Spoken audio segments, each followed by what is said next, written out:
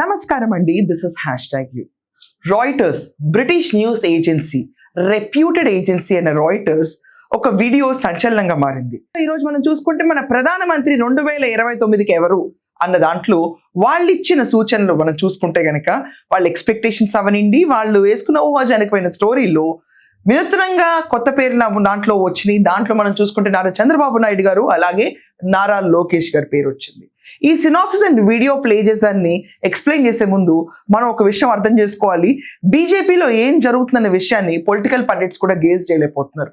మనం అర్థం చేసుకుంటే ఒకప్పుడు 75 సంవత్సరాలు దాటిన తర్వాత రిటైర్మెంట్ ఇవ్వాలి, ఎవరు పొలిటికల్ గా మళ్ళీ కంటెస్ట్ చేయకూడదు అని చెప్పినా కూడా 75 ఏళ్ల రిటైర్మెంట్ విషయాన్ని పక్కన పడేసి ఈ రోజు నరేంద్ర మోడీ గారు మనకి 3వ ప్రధానిగా ఎన్నికలు గెలుచుకున్న తర్వాత he has been our prime minister and continuing. ఇలాంటి సందర్భంలో చంద్రబాబు నాయుడు గారు విషయాన్ని పేరు రాయిటర్స్ అనే సంస్థ తీసుకొచ్చి ఆ సంస్థలో ఉన్న వాళ్ళందరూ చంద్రబాబు నాయుడు గారి పేరు తర్వాత లోకేష్ గారి పేరు పిఎం క్యాండిడేట్ కింద వాళ్ళు రావచ్చు అని చెప్పి ఒక వీడియో రిలీజ్ చేశారు. మనం చేసుకుంటే ఇదేమన్నా చిన్న చితక సంస్థ వాళ్ళు రిలీజ్ చేసిన న్యూస్కి ఇంపాక్ట్ ఉంటుందంటే కానే కాదు. ఇది ఒక ఎస్టాబ్లిష్డ్ బ్రిటిష్ ఏజెన్సీ. ఈ న్యూస్ ఏజెన్సీ నుంచి వచ్చిన న్యూస్ ఇంటర్నేషనల్ లెవెల్లో స్ప్రెడ్ అవుతూ ఉంటుంది.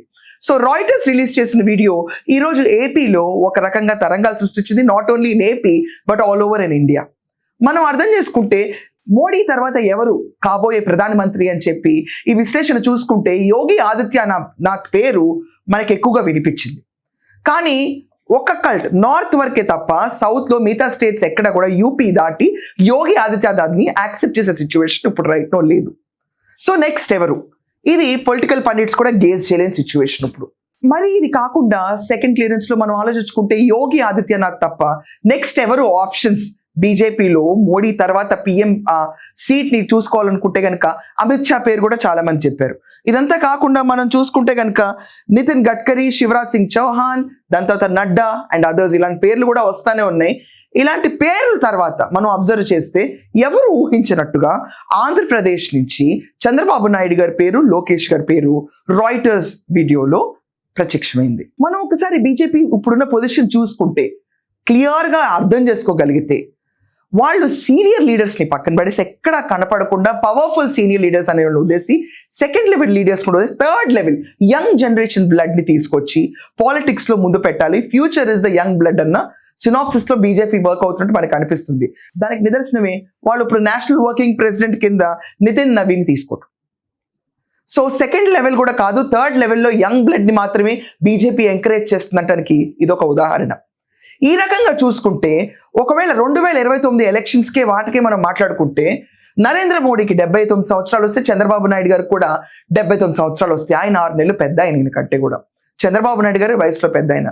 ఒకవేళ ఈ పాలసీలో కనుక చూసుకుంటే ఖచ్చితంగా చంద్రబాబు నాయుడు గారికి లేకపోతే నరేంద్ర మోడీ గారికి ఇద్దరికి మనం ఆలోచిస్తే కనుక పిఎం క్యాండిడేట్స్ కింద ఉండరు అని చెప్పి మనం ఆలోచించవచ్చు. కానీ ఎక్కడా కూడా వీళ్ళు నెక్స్ట్ టైం ఎలక్షన్స్లో పార్టిసిపేట్ చేయము అని కానీ మేము పిఎం కంటెస్టెంట్స్ కాము అని కానీ ఎక్కడ న్యూస్ రాలేదు. కానీ 2026 రావడంతోనే ప్రెడిక్షన్ స్టార్ట్ అయినాయి. అది కూడా బ్రిటిష్ న్యూస్ ఏజెన్సీ అయిన రాయిటర్స్ ఇలాంటి ప్రెడిక్షన్ రిలీజ్ చేయడం ఒక రకంగా అటెన్షన్ గ్రాప్ చేసింది ప్రతి ఒక్కరిని. ఎక్కడా చంద్రబాబు నాయుడు గారు నెక్స్ట్ టైం నేను స్టేట్ ఎలక్షన్స్లో పార్టిసిపేట్ చేయనని చెప్పలేదు. ఎక్కడా కూడా నరేంద్ర మోడీ ఆయన కూడా నేను నెక్స్ట్ టైం పిఎం రేస్లో లేను అని చెప్పలేదు. లాస్ట్ టైం ఎలక్షన్స్లో చూసుకుంటే మోడీకి అనుకున్నంత సంఖ్యలు రాలేకపోయినా వాళ్ళు మెజారిటీ ఫామ్ చేయగలిగారు కాబట్టి, వాళ్ళు మ్యాజిక్ ఫిగర్ దాటారు కాబట్టి వాళ్ళకి ఈరోజు పిఎం క్యాండిడేట్ కింద మోడీ గారు ఉండటం అందరికీ తెలిసిన విషయమే. కానీ ఆయన ఎక్కడ కూడా నెక్స్ట్ టైం నేను ఉండను అని చెప్పలా.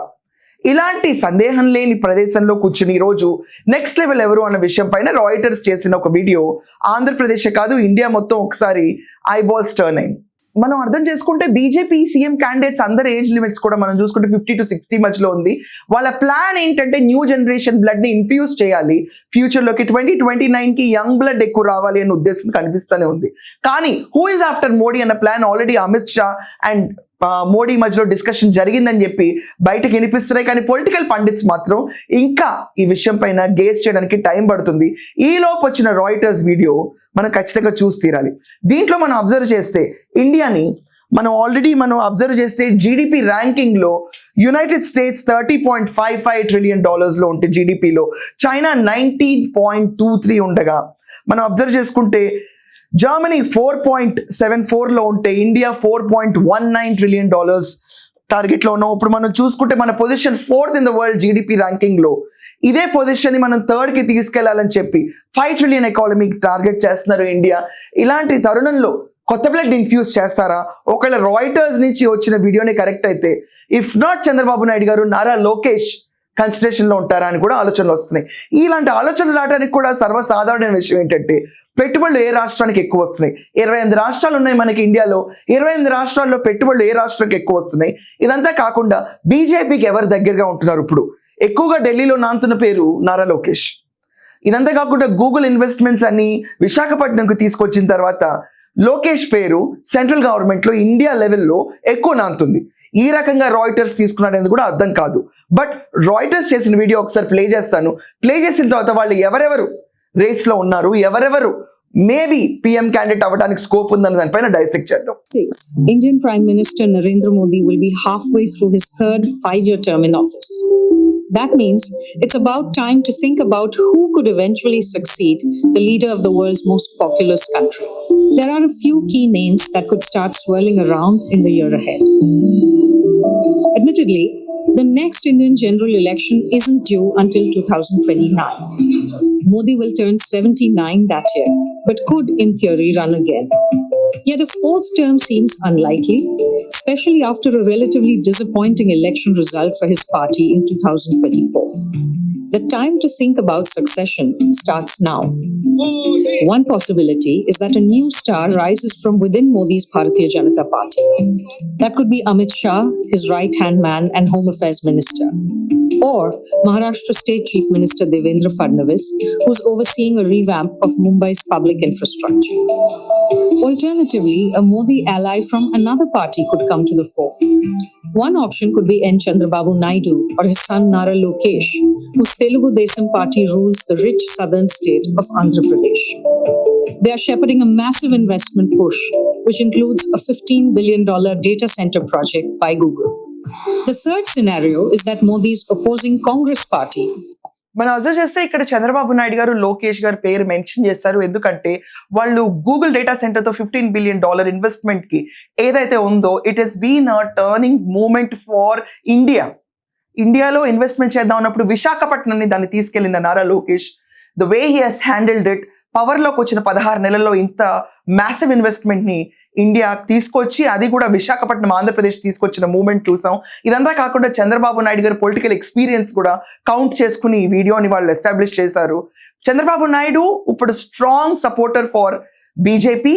ఇప్పుడు ఎన్డీఏ కూటమిలో one of the strong men కింద ఉన్నారు. And at the same time ఈ రోజు చంద్రబాబు నాయుడు గారి ఇన్ఫ్లుయెన్స్ ఇండియా మ్యాప్ మీద చాలా ఎక్కువ ఉందని కూడా చాలా మంది భావిస్తున్నారు.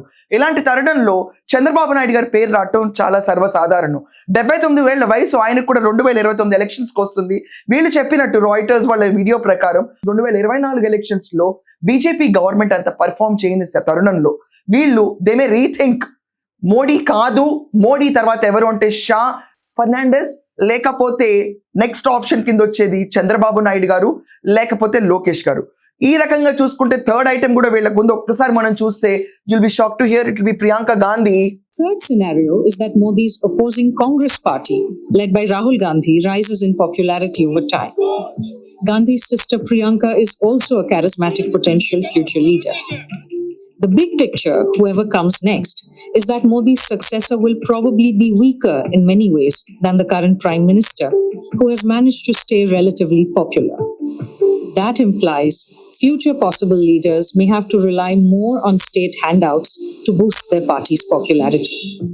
That's a risk for India's government budget. These insights risk on India's government budget గురించి మాట్లాడుతున్నారు. తర్వాత వచ్చే లీడర్ ఎవరన్నా కూడా ఖచ్చితంగా వీక్ లీడరే అవుతారు. ఈ రోజున్న మోడీ స్టాండింగ్ పొజిషన్ కి తర్వాత వచ్చే వాళ్ళు కంపేర్ చేసుకుంటూ వెళ్ళారు. అండ్ ఒకవేళ బీజేపీ ఓటమి ఫాల్ అయ్యి కాంగ్రెస్ కనుక అక్కడున్న మిత్రులతో కలిసి గవర్నమెంట్ ఫామ్ చేస్తే ప్రియాంక గాంధీ చరిష్మాటిక్ లీడర్ దాన్ రాహుల్ గాంధీ అని చెప్పారు.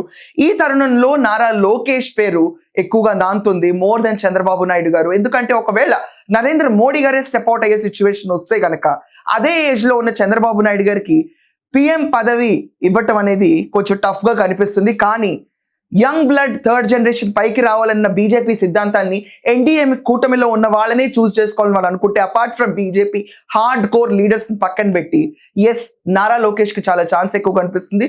అలాగే మహారాష్ట్ర సీఎం, ప్రెజెంట్ సీఎం కూడా ఛాన్స్ ఎక్కువ కనిపిస్తుంది.